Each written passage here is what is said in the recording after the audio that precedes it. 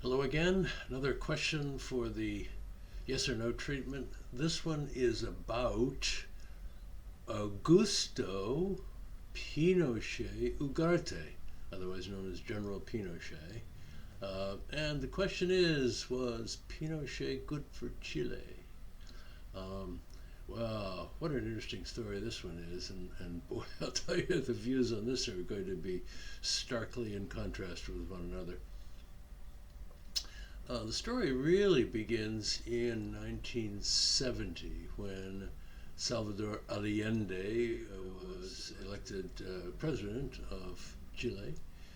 He was the first avowedly Marxist president of any significant country, and he proceeded to implement his ideological ideas and establish price controls, expropriated industry, including a massive American copper company, big mistake, and also other kind of top-down government control of the economy type initiatives, and it just didn't work very well. Pretty soon, the economy started winding down. They were getting cut off by their relationships with other countries, America in particular.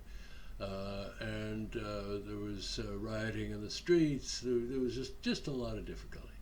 And as a consequence of that, his appointee, Pinochet, as head of the army, instigated a coup d'etat in 1973 and brought down the Allende regime. It was violent, as these things sometimes are. The Chilean Air Force actually bombed the presidential palace. And after a bit of negotiation about safe passage for Allende, Allende committed suicide. So that was the end of his regime and the beginning of what turned out to be quite a momentous one for Pinochet. He ruled with an iron fist until 1990, and he had promised at the time that he came into power that he would at some point allow a plebiscite on his rule, a referendum as to whether he should continue. And indeed, he did take that up and that promise up. Had the plebiscite in 1988. He lost, and so by 1990 he was out. The next really significant event took place 8 years later in 1998 when a Spanish judge indicted him on the crime of violence or oppression, torture, and so forth against a Spanish citizen in Chile under the legal principle of universal jurisdiction. This is a concept where someone can be indicted for a crime not even in his country, not even one of its own citizens, if it's seen to be a crime against the world in general. And this indictment succeeded, and at the time, Pinochet was in Britain for some medical treatment, and he was arrested, and he was put under house arrest, where he stayed for 2 years, I think, before finally being sent back to Chile to face his accusers. During his time under house arrest, Mrs. Thatcher, who had been a great admirer of the regime in Chile and some of its methods and the fact that it was basically market-driven kind of right-wing economics, she was appalled that Britain would arrest him, spoke out about it, accused the government of the day of not being loyal to Britain's friends, sent Pinochet a bottle of the finest Scotch whiskey for some reason in the place where he was under house arrest, and really made quite a big thing out of it. 5 years later, by the way, Mrs. Thatcher demonstrated her incipient dementia, so that may have been cooking a little bit even before then, who knows. But in any case, that was a kind of an embarrassment, really, for Britain, that she was so vociferous on this subject. He eventually was convicted in court in Chile, but it didn't live long enough to be to actually go to trial. He was, I think, convicted in his after his death.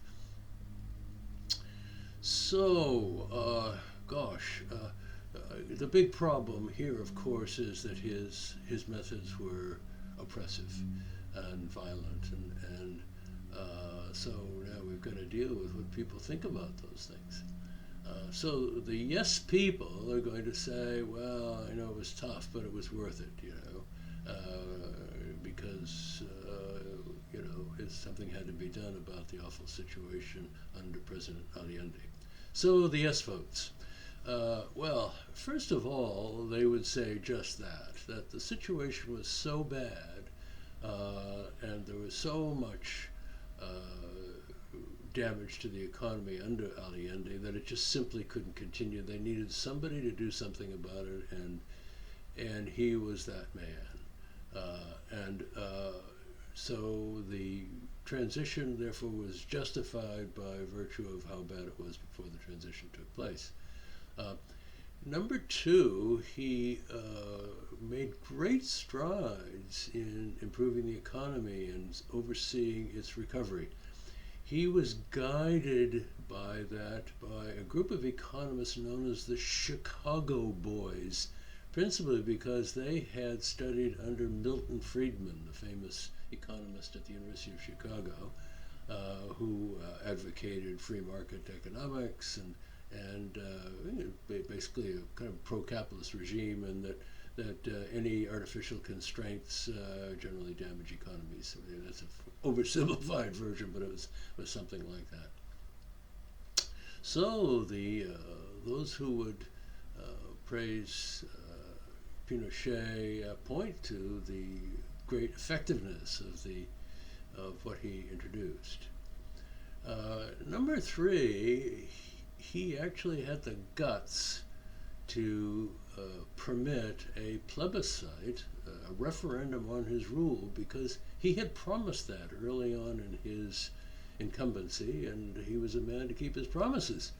And of course, he eventually lost that, and that became the kind of terminal event in his incumbency. But there's a man with integrity. He did what he said he would do.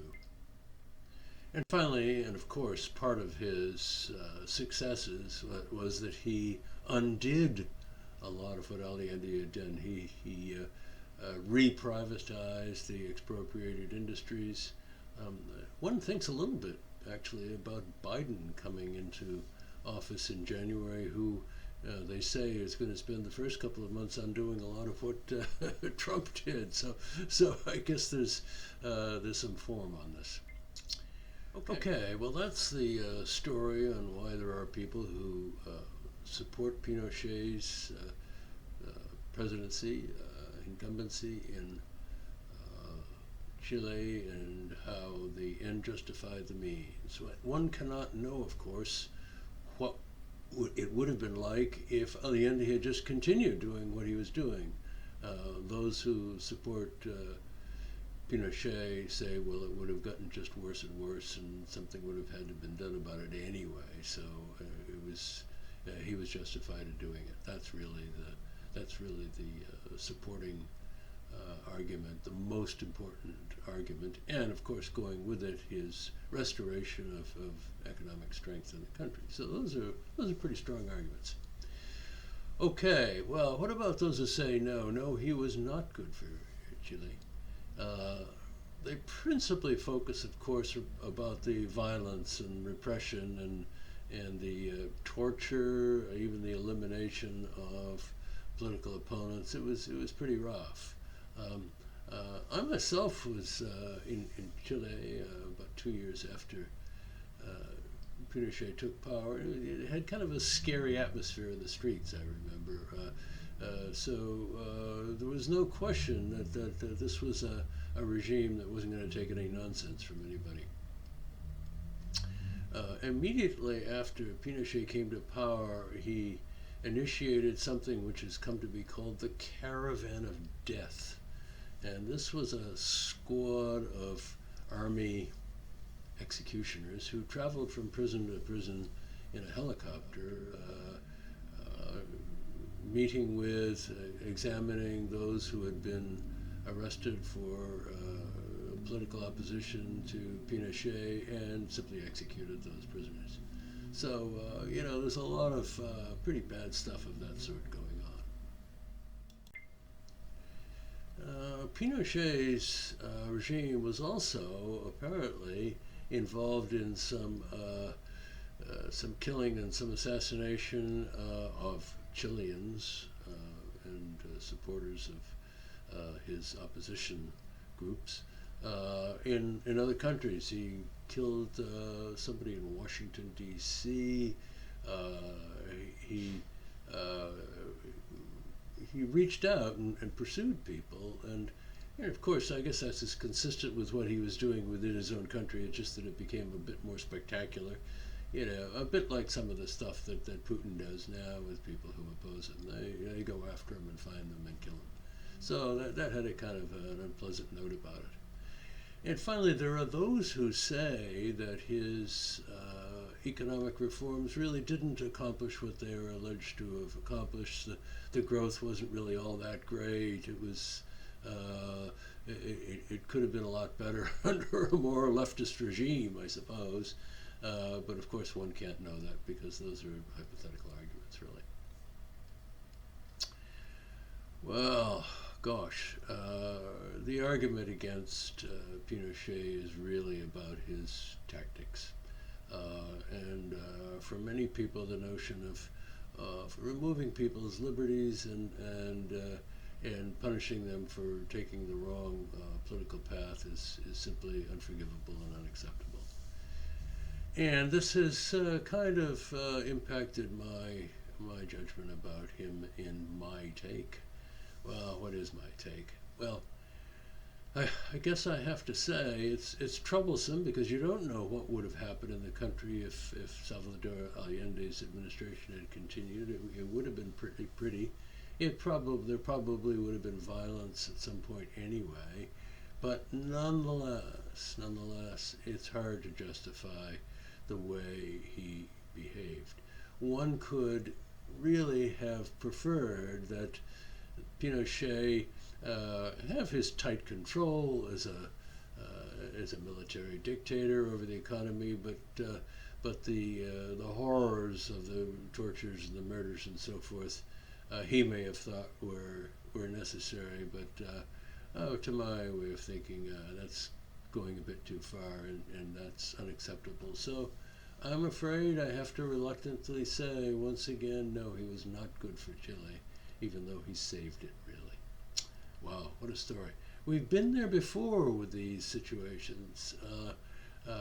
Certainly Salazar encountered this in Portugal. To a certain extent, Juan Perón did in Argentina. Very much so, General Franco did in Spain. So there is a kind of a common thread here between a lot of these events where what is commonly referred to as the left gets in power and then takes its programs a little bit too far, causes chaos, and then gets removed as a consequence of that. We will probably see it again as well. Oh dear. Well, not a nice story, but really a pretty interesting one, and one with historic ramifications. Okay, well, that's my view on it. I'm sure some of you will, of course, disagree with my final conclusion, but many will view the arguments on both sides to be valid or invalid depending on their particular persuasions. If you liked it, give me a like, the usual thing. Please subscribe, make suggestions, give me some comments and notifications if you want some more of these. And in any case, I will see you at the next one. Thanks a lot. Bye-bye.